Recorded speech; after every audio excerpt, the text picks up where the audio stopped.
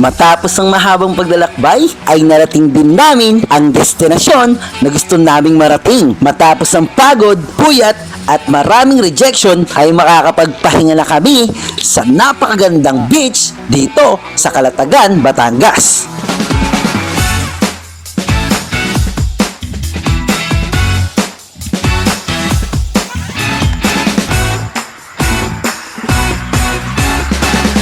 Latay, tulog sa pagod.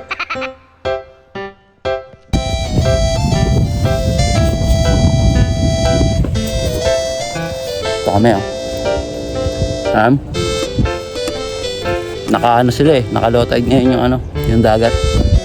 Konti lang nga yung tao dito. Huwag masyadong tao. Napakainit. Mamaya hapon tayo maligo. Ay, kakatapos lang maligo ng mga batang yagit. Maulap ngayon, par.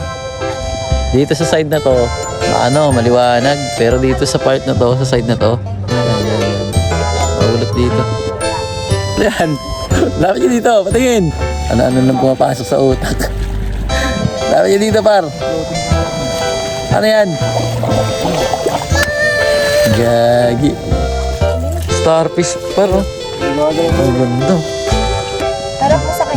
Buhay pa yan. Buhay pa yan. Video pala dapat. Maganda pag video.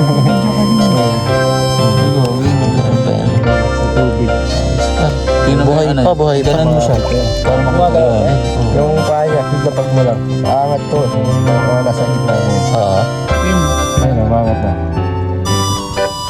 Bumubuka bawat sa inyo. Hawak yan. Kanina na. Uy, ito nakahawak ng starfish.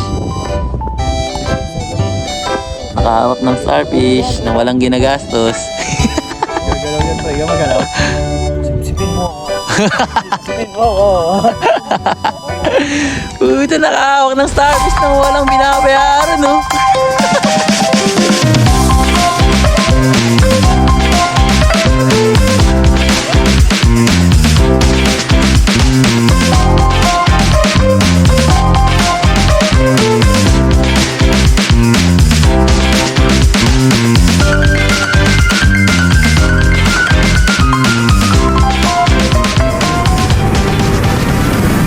Ganda.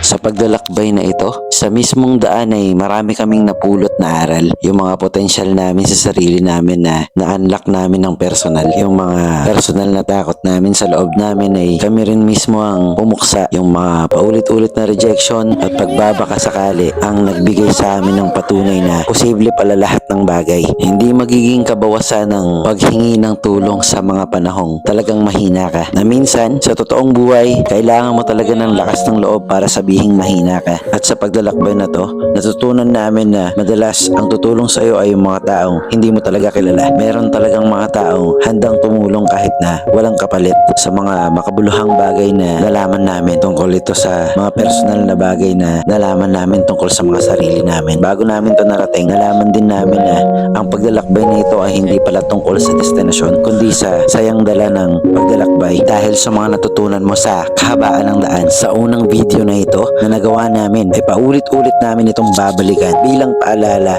kung paano namin tinalo ang mga hiya at takot sa loob namin. Ito ang magsisilbi naming pundasyon kung paano kami ulit magsisimula sa tuwing hihinto at mapapagod kami.